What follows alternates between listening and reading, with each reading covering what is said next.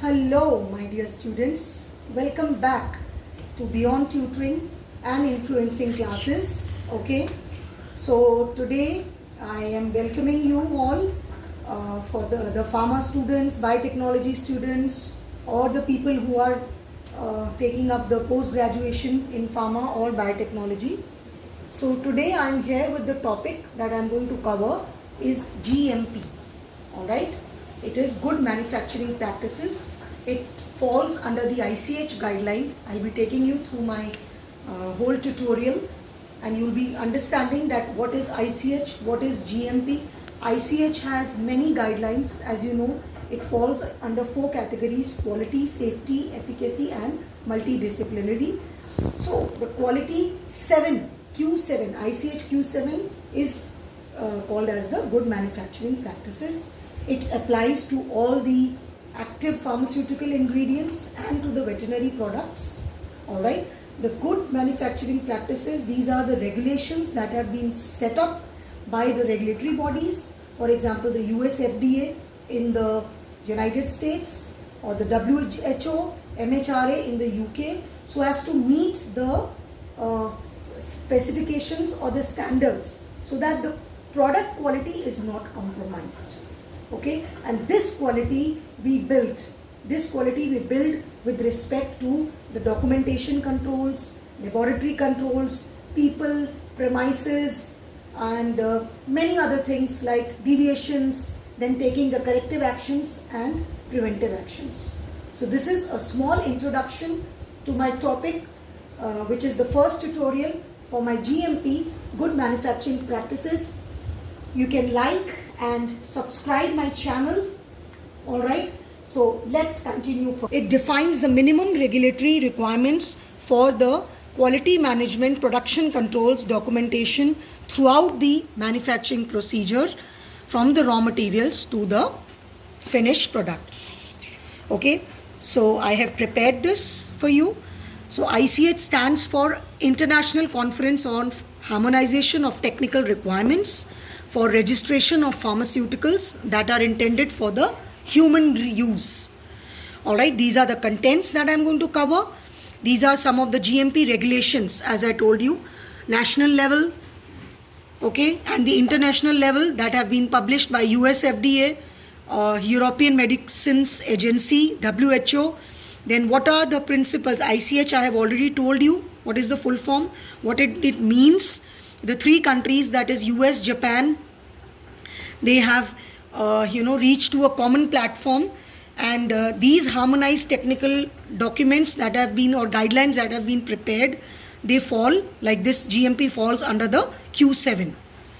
Alright, now then I am going to discuss the principles of GMP, 5 P's of GMP, how the facility design and layout, the staff, the personal training, and the GMP auditing and inspections, production controls, process validation and the CPPs, that is the critical process parameters, the quality control, the quality assurance systems and the quality management. So understanding the first one, that is the national and the international, as I already told you, these are the harmonized technical requirements for the pharmaceutical registrations. Okay, so ICH Q7, I'll just introduce to Q8 is the pharmaceutical development, which I might cover in my upcoming tutorials. Okay, how the whole development of the product takes place. Then quality risk management, Q9. Then quality pharmaceutical quality system, that is ICH Q10. Development and manufacturing of the substances, Q11. Technical and regulatory considerations for the product life cycle management, Q12. And Q13 is the continuous manufacturing of drug substances and drug controls. So now why do we require this ICH? I already told you that European Union, Japan and US, these were the 3 countries which have work together on a platform to ensure the safety, quality, efficacy of all the medicines. So safeguarding the safety, quality and efficacy of our patients, less expensive drugs for the patients, reducing the registration cost, and preventing the duplication of clinical trials. You know that for generic medicines, whenever we are preparing the generic, we already have the formula, okay? So we are just taking it, and we don't have to conduct the clinical trials like phase 1, 2, 3, 4. So duplication of clinical trials is prevented. That is the reason why these generic medicines are quite cheaper. Now, QSEM. Now coming, I have already told you what are the 14 guidelines, and we'll be discussing the Q7, that is quality good manufacturing practices. Okay. Now, what is pharmacopoeia? I'm just giving you a brief introduction about Indian pharmacopoeia. EP stands for European pharmacopoeia. BP stands for British pharmacopoeia, and United States pharmacopoeia.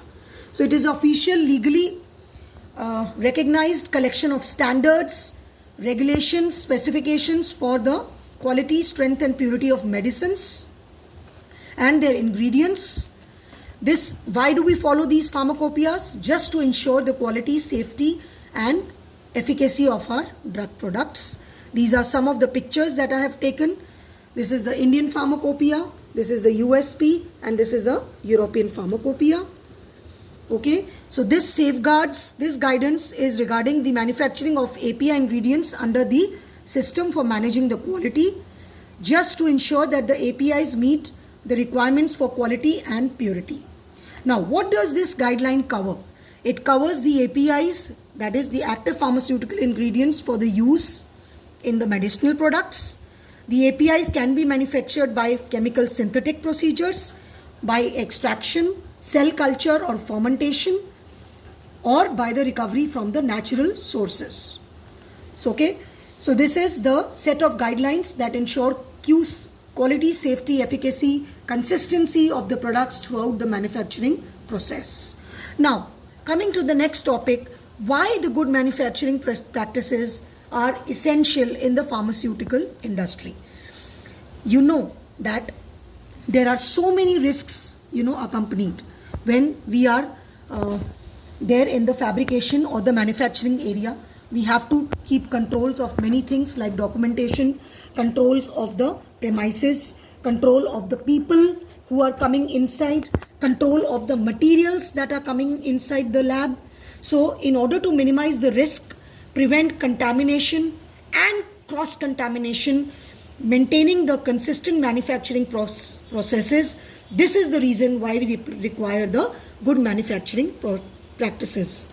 So this helps to establish the standards for facility design, equipments, materials, production, documentation and quality control. So I'll be covering the checkpoints, what all we need to check. So it mandatory tells us about a systematic and quality focused approach where we cover everything from the personal training and facility hygiene, building the quality into the process as well as into the final product. Okay, these are some golden rules of GMP. First of all, the premises. Second, the people, they should be well educated, they should be trained, the staff should be trained.